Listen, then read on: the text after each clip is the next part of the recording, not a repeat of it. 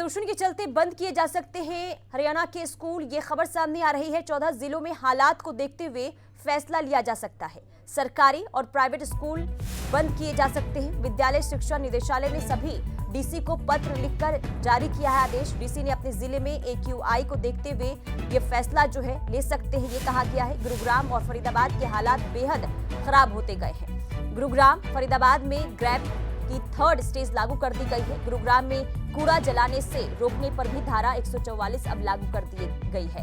यानी कि एहतियातन के तौर पर देखिए तमाम कोशिश की जा रही है ताकि इसका असर स्कूली बच्चों पर भी ना पड़े। और यही वजह है कि खबर ये मिल रही है कि हो सकता है कि जिस तरह से हरियाणा में भी हालात खराब प्रदूषण को लेकर हो रहे हैं, 14 जिलों में स्थिति काफी गंभीर बनी हुई है। ऐसे में स्कूल बंद किए जा सकते हैं। सरकारी और प्राइवेट स्कूल बंद किए जा सकते हैं, ये खबर सामने आ रही है। फरीदाबाद से हमारी संवाददाता दीपक गौतम और गुरुग्राम से नीरज अंबाप्ता बने हुए हैं। तमाम जानकारी ले लेते हैं। सबसे पहले रुक कर लेते हैं फरीदाबाद का। दीपक, आज फरीदाबाद में क्या स्थिति बनी हुई है प्रदूषण को लेकर? देखिए, आज की अगर हम प्रदूषण की बात करें, AQI लेवल की बात करें, तो आप इस समय देखेंगे कि धूप निकली हुई है। इसका मतलब साफ तौर पर यह कि आज प्रदूषण का लेवल और दिनों के मुकाबले कम है। लेकिन कम होने का मतलब ये नहीं है कि ये खतरनाक लेवल से भी कम हो गया है।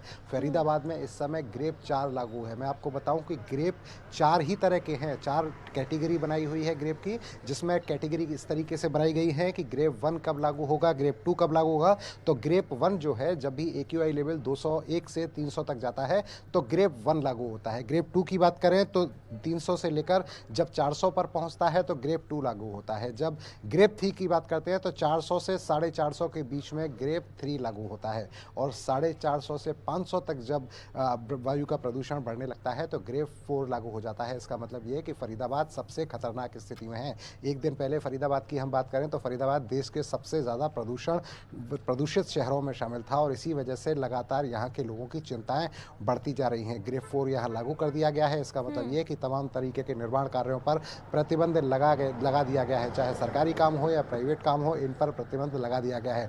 कोशिश इस बात की जा रही है कि तमाम तरीके के इंतजाम किए जाएं जिससे कि इस प्रदूषण के लेवल में कमी आए। लगातार जो नगर निगम के अधिकारी हैं वो पेड़ों पर छिड़काव की तैयारी कर रहे हैं। लगातार पेड़ों पर छिड़काव कराया जा रहा है। जगह जगह निर्देश इस बात के दिए जा रहे हैं कि कहीं पर आगजनी ना की जाए। मतलब ये कि कूड़ा जो है उसको कहीं जलाया ना जाए। तो तमाम तरीके की कोशिश जिला प्रशासन की तरफ से की जा रही है। लोगों से मदद करने की अपील की जा रही है।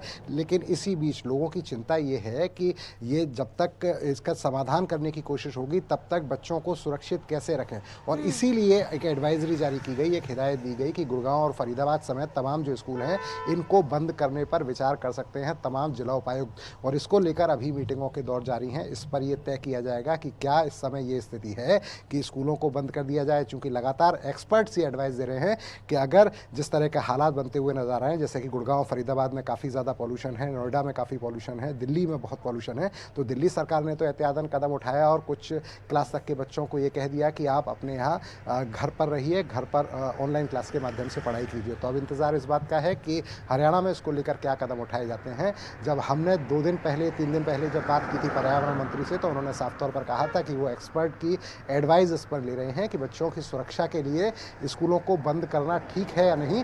तो फिलहाल की स्थिति है, चूंकि अब लेटर आ गया है, हिदायत एक तरह से आई है कि आप जो जिला उपायुक्त हैं वो ये चेक करें कि उनके यहाँ स्थिति के हिसाब से वो बंद करने का निर्णय लें स्कूलों को। तो अब से कुछ देर बाद उम्मीद इस बात की कि अब से कुछ देर बाद इस पर मंथन शुरू होगा और जब मंथन शुरू होगा तो इस बात पर फैसला लिया जा सकता है कि स्कूलों को कब बंद होना है, कौन सी क्लासों के स्कूल बंद होने हैं। लेकिन आमतौर पर हमने ये देखा है कि जब भी पॉल्यूशन का लेवल इस तरीके का बढ़ता है तो कुछ एडवाइस जो आमतौर पर प्रिस्क्राइब की जाती हैं वो लगभग इस तरीके से रहती हैं, जैसे कि वर्क फ्रॉम होम करने के लिए कह दिया जाता है। तमाम जो सरकारी और प्राइवेट ऑफिस हैं उनसे कह दिया जाता है कि आप अपने 50% कर्मचारियों के साथ कीजिए और वर्क फ्रॉम होम से काम चलाइए। इसी तरह से स्कूल जो है, स्कूलों को लगातार ये कहा जाता है कि आप स्कूलों को कुछ टाइम के लिए कुछ क्लासों को बंद रखिए और ऑनलाइन क्लासेस की तरीके से काम चलाइए। इसके अलावा और इवन एक बड़ा फैसला होता है कि दिल्ली सरकार कई बार इस बात को कर चुकी है कि जिन इलाकों पर या जिस जगह पर या जिस प्रदेश में बहुत ज़्यादा पॉल्यूशन होता है वहाँ वाहनों को ऑड इवन के आधार पर चलाया जाता है। इस तरह के तमाम फैसले हैं जो कि किए जाते हैं। इसके अलावा एक और जो कोशिश की जाती है, देखिए इस प्रदूषण को कम करने में आम आदमी की भागीदारी भी ज़रूरी है। सरकार अपनी तरफ से प्रयास कर रही है लेकिन आम आदमी की भागीदारी भी ज़रूरी है। किया ये भी जा सकता है कि आप कार पूलिंग का सहायता ले सकते हैं। इसका मतलब ये कि अगर एक ही लोकेशन पर आपको और आपके पड़ोसी को जाना है, एक ही ऑफिस में जाना है, तो अपने साथियों के साथ मिलकर आप कार पूलिंग कर सकते हैं। इसके अलावा आप क्या कर सकते हैं? सरकार के साथ साथ आम लोगों की भी जिम्मेदारी है कि आप भी जो है स्थिति को समझिए और उसमें थोड़ी हिस्सेदारी निभाइए। ठीक है, बने रहिए। रुक कर लेते हैं गुरुग्राम का। नीरज बने हुए हमारे साथ। नीरज, क्या हाल है आज गुरुग्राम का? क्योंकि देखिए स्थिति गुरुग्राम में भी दिनों दिन बिगड़ती हुई नजर आ रही है। ऐसे में एहतियातन के तौर पर क्या कदम उठाए गए हैं और आज क्या स्थिति? जी बिल्कुल, देखिए जिस तरह से पूरे दिल्ली एनसीआर के हालात है उसी बीच गुरुग्राम के हालात भी लगातार बिगड़ते जा रहे हैं और 400 के पार एक्यूआई का जो लेवल है वो हो चुका है। यानी पूरी जो आबो हवा गुरुग्राम की है वो पूरी तरह से जहरीली हो चुकी है और गगन चुंबती इमारतों को पोल्यूशन की सफ़ेद चादर ने अपने आगोश में ले रखा है, या फिर ये कहे कि पूरे आसमान में पोल्यूशन की सफ़ेद चादर छाई हुई है। इसकी वजह से लगातार सांस, अस्थमा और आँखों के जो रोगी हैं उनको कहीं ना कहीं परेशानी उठानी पड़ रही है। और इसी को ध्यान में रखते हुए धारा 144 कूड़ा जलाने को लेकर गुरुग्राम में पहली बार लगाई गई है, क्योंकि इससे पहले हमने देखा था कि लगातार ग्रेप 1, ग्रेप 2, 3 और 4 के नियम लागू होते थे, लेकिन धारा 144 कूड़े जलाने को लेकर लगाई गई है। तो वहीं ग्रेप 4 का नियम भी गुरुग्राम में लागू किया गया है और लगातार पेड़ों पर पानी का छिड़काव जिला प्रशासन की तरफ से किया जा रहा है। तो ये कह सकते हैं कि एक तरफ लगातार प्रशासन अपना काम कर रहा है, कोशिश कर रहा है, कवायद कर रहा है कि इस पोल्यूशन को किसी तरह से कम किया जाए, लेकिन दूसरी तरफ लगातार पोल्यूशन का जो लेवल है वो बढ़ता ही जा रहा है। और तीसरी तरफ अगर हम बात करें तो लगातार जो लोगों की परेशानी है वो बढ़ती हुई दिखाई दे रही है। और लगातार अगर एक्सपर्ट्स की माने तो या फिर पोल्यूशन के जानकारों की माने तो दिवाली तक इसी तरह का हाल रहेगा। और यही कारण है कि अब 14 जिलों के डीसी और साथ ही साथ एजुकेशन डिपार्टमेंट के जो अध्यक्ष डिस्ट्रिक्ट के होते हैं यानी डीओ को लिखा गया है कि अगर हो सकता है तो वो स्कूलों को बंद कर दे 14 नवंबर तक। यही कारण है कि क्योंकि दिवाली के बाद भी 2-4 दिन तक इसी तरह का हालात जो है वो रहने वाले हैं, पोल्यूशन बढ़ने वाला है। क्योंकि लगातार अगर हम पिछले कई सालों की बात करें तो हमने देखा था कि दिवाली के बाद तक भी इसी तरह के हालात रहते हैं। और यही कारण है कि एहतियात के तौर पर कई कदम उठाए जा रहे हैं, लेकिन उन कदमों के बाद भी राहत जो है न केवल वो गुरुग्राम बल्कि पूरे दिल्ली एनसीआर को मिलती हुई नहीं दिखाई दे रही है। अब देखना यही होगा कि आखिरकार किस तरह से जिला प्रशासन इन पोल्यूशन के बढ़ते कोहराम को कम करने में सफलता पाता है और कब तक लोगों को राहत मिल पाती है। जी बिल्कुल। और देखिए हर बार ये स्थिति बिगड़ती हुई नजर आती है। ऐसे में देखिए बैठक जो है वो लगातार होती है, लेकिन बावजूद इसके कदम तो उठाए जाते हैं लेकिन निष्कर्ष कोई नहीं निकल पाता। यानी कि हर साल की परेशानी बनी हुई है। इसी पर जवाब ले लेते हैं, दीपक हमारे साथ बने हुए हैं। दीपक, देखिए पहले ये होता था कि दिवाली जब होती थी इसके बाद प्रदूषण का खतरा बढ़ जाता था, लेकिन अब ये देखा जाता है जैसे ही सर्दी का महीना शुरू होता है प्रदूषण जो है वो दिनों दिन और गहरा होता जाता है, यानी कि बढ़ता जाता है और लोगों को इससे काफी परेशानी होती है।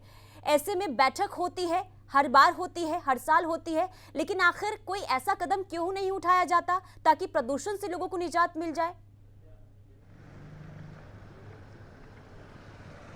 देखिए बिल्कुल बेहद सही सवाल आपने पूछा है और यही सवाल लोगों के दिमाग में है कि ये पॉल्यूशन जो बढ़ा है ना, ये ऐसा नहीं है कि इस बार बढ़ा है, पिछली बार नहीं बढ़ा था। अचानक से कोई संकट सरकार के सामने आ गया है, चाहे दिल्ली सरकार की बात करें, चाहे यूपी की बात करें, पंजाब की बात करें या हरियाणा की बात करें। ऐसा नहीं है कि अचानक ये संकट आया है। हर बार सर्दियाँ जब आती हैं तब यही बात होती है। हर बार जो आज कदम उठाए जा रहे हैं यही कदम उठाए जाते हैं और ये पहले से पता होता है कि ये दिक्कत सामने आएगी। लेकिन होता क्या है, होता ये है कि हर बार एक आदमी दूसरे आदमी को टोपी पहनाते हुए नजर आता है। एक सरकार दूसरी सरकार को टोपी पहनाती नजर आती है। पंजाब सरकार हरियाणा पर टोपी पहनाने की कोशिश करती है, उनको जिम्मेदार बताती है। हरियाणा सरकार दिल्ली की बात करती है। तो तमाम तरीके से एक दूसरे को जिम्मेदार ठहराने की कोशिश होती है, लेकिन काम होता हुआ नजर नहीं आता।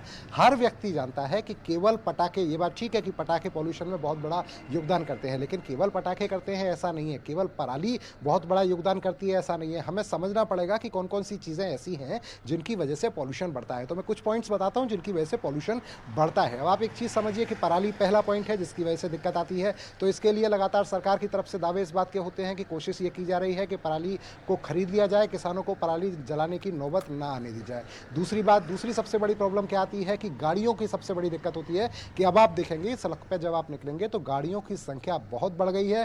डीजल की गाड़ियां बहुत ज़्यादा पॉल्यूशन फैलाती हैं और तमाम गाड़ियां पॉल्यूशन फैलाती हैं। तो इसके लिए इलाज क्या किया गया? इसके लिए इलाज ये किया गया कि सीएनजी की गाड़ियां मार्केट में आ जाएं और इलेक्ट्रिक वाहन आ जाए। उसकी वजह से कहीं ना कहीं पॉल्यूशन पे कम आएगा। तीसरी बात कहाँ होती है? तीसरी बात होती है इलेक्ट्रिकल, मतलब इंडस्ट्रियल की बात होती है। इंडस्ट्रियल से जो उद्योग हैं, उद्योगों से जो धुआं निकलता है, चिमनियों से जो धुआं निकलता है, वो एक बड़ा दिक्कत क्रिएट करती है। कूड़ा जो सरेआम फैला पड़ा होता है, जैसे मैं फरीदाबाद की बात करता हूँ तो फरीदाबाद में इस समय स्थिति ये है कि पूरा का पूरा शहर कूड़े के ढेर पर बैठा हुआ है। कूड़ा जगह जगह फैला हुआ है। जिस कंपनी की बिल्कुल, यानी कि हालात देखिए बदतर बने हुए हैं और हर बार जब ये खतरा बढ़ता है तो एहतियातन के तौर पर कई कदम उठाए जाते हैं, लेकिन सवाल हमेशा यही बना रहता है कि पहले क्यों नहीं कोई सावधानी बरती जाती है ताकि लोगों को इस प्रदूषण से जूझना ना पड़े। ठीक है, बहुत शुक्रिया दीपक आपका भी और नीरज आपका भी बहुत शुक्रिया तमाम जानकारी के लिए।